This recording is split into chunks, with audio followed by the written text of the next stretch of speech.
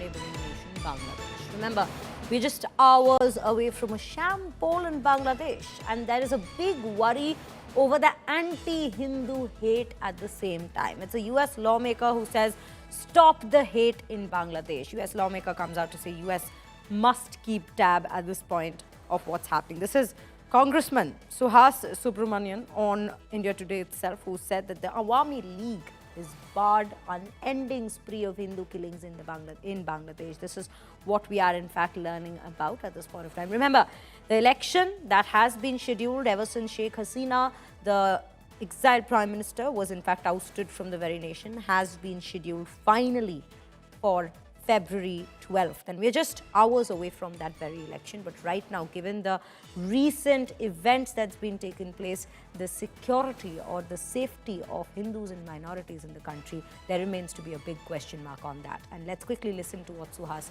Subramanyam had to say on the Bangladesh election before we proceed with a discussion on it.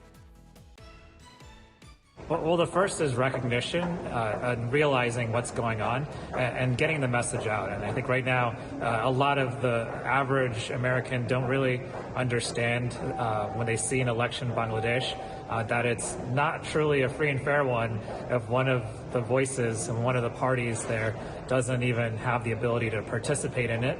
And it's not truly free and fair if certain religious minorities are not able to participate fully or being intimidated in any sort of way.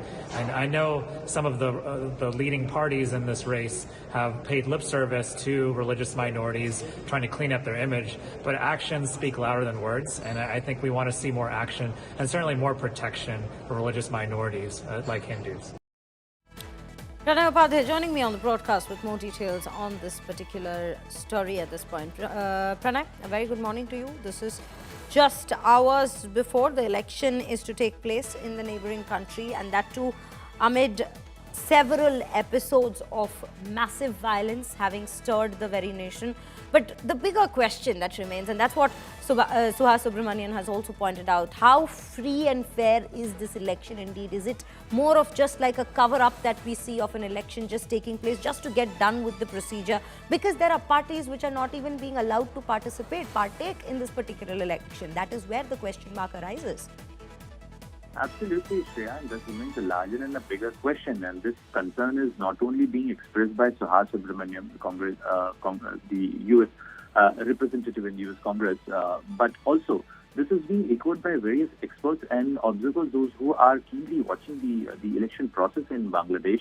And this is the concern which is being echoed and expressed by people in Bangladesh as well, that how free and fair that election would be. This is for the people of Bangladesh. This is for the government of Bangladesh and the establishment of Bangladesh to exhibit that they are ensuring the free and fair election. Because if there were questions about the 2024 election that the BNP was not allowed to participate in the elections, now it is also the same situation, because the party which had almost over 30% of support base in Bangladesh, Awami League, whose Prime Minister was ousted in the event of July and August 2024.